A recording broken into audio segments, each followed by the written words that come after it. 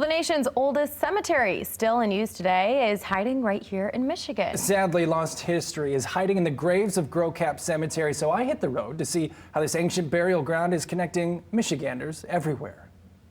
Hiding in the shadows of the mighty Mackinac Bridge, marked by cedar-covered bluffs and towering rock formations. We're one of the largest townships in the state of Michigan. Gros Cap Cemetery, located off US 2 in Moran Township, Mackinac County, is one of the nation's oldest cemeteries, if not the oldest cemetery, and Native American burial sites in continuous use. Everyone is related to everyone up in this area, just about. As folklore has been passed down from generation to generation. So he raised his gun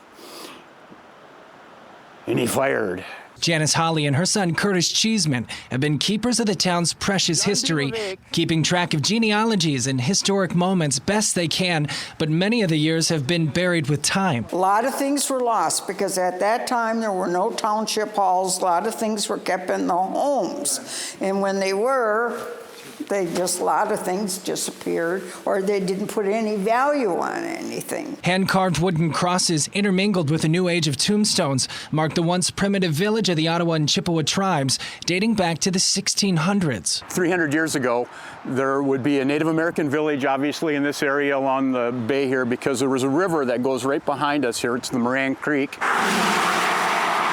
Today, tourists unknowingly drive over ancient burial grave sites. Extending past the graveyard, bodies were unearthed when US 2 was constructed in the 1920s. They found numerous remnants of Indian burials and a possible battlefield where there probably was a large massacre at one time, because they found, skulls and stuff that had wounds on them from tomahawks or spears or whatever they were using at that time. A fallen soldier from each major war is buried in Gros Cap, alongside fishermen, lumberjacks, and pioneers who married members of the Indian tribes that would then go to build the town of Gros Cap.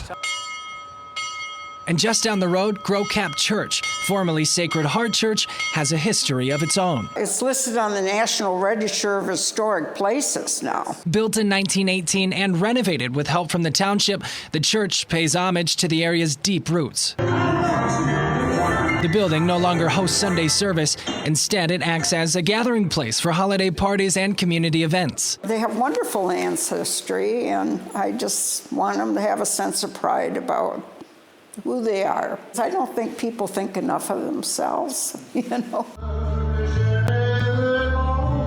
Janice and the township have raised roughly $40,000 to help renovate the church. We had to fix the roof because the flashing wasn't right. So that was a big project. We had some leakage. It's been all repainted, all new plexiglass on the exterior. Now hopeful Michiganders will hear their message from the north to help them reach their financial goals while resurrecting and preserving the heart of Gros Cap. It's gives a lot of respect to our ancestry here and the importance of the area to Michigan history. An ancient verse is written on many of the tombstones in Gros Cap reads, "Kind friends, beware as you pass by. So you are now, so once was I. So am I now, so you must be. Prepare therefore to follow me." Gros Cap Church is still accepting donations. Our team is working hard to get that information online so that you can help preserve this special piece of Michigan history. Very cool. Yeah, you're just asking, exactly where that is. It's 2 miles west of St. Ignace, just right off the highway over there by the deer petting farm. There you go. Yes, and that's the mystery fun. spot, if anybody knows where that's at. Yes, I do know where that is. It's right over there. Have to check it out. Yeah, very good. 5:40 coming up.